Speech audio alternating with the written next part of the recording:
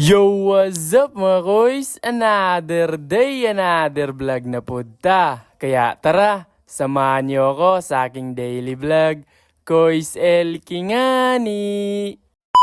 Yo mga koys, at dahil araw ng linggo ngayon, so walang pasok yung iba kong pinsan, kaya mamimingwit kami ngayon. Total, nakakuha na tayo ng umang kagabi, so hindi na kami mamumroblema sa pumpain natin ngayon. Saka, samahan niyo kami. Kaya tara.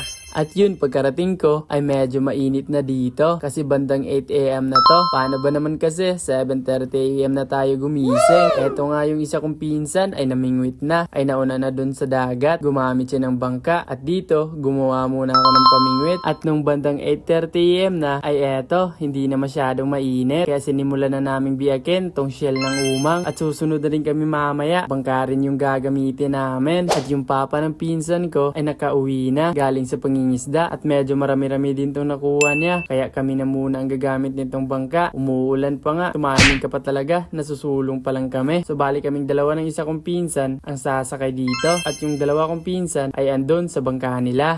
Tama na, dito tayo ng tawan. Paldo! Paldo na si boss. Paldo si boss! Paldo si boss. Ayun ang mga pinsan ko. Yung isa. At eto, huli si boss. Oh, awa turo ha. Yun. Kayo eh.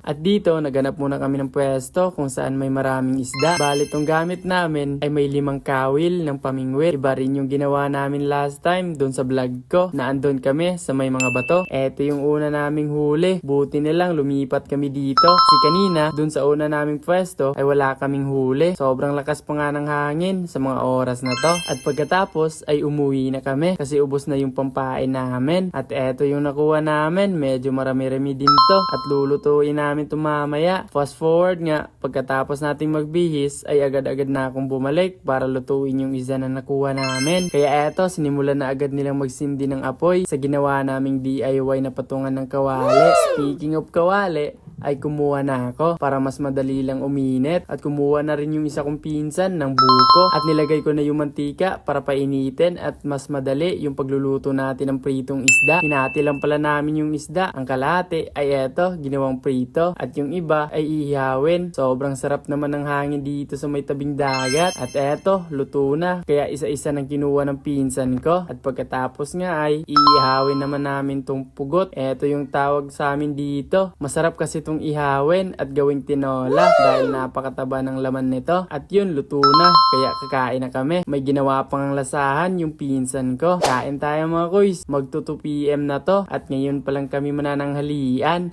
Aray ko! At para lagi kayong updated sa mga latest vlog ko, just follow me.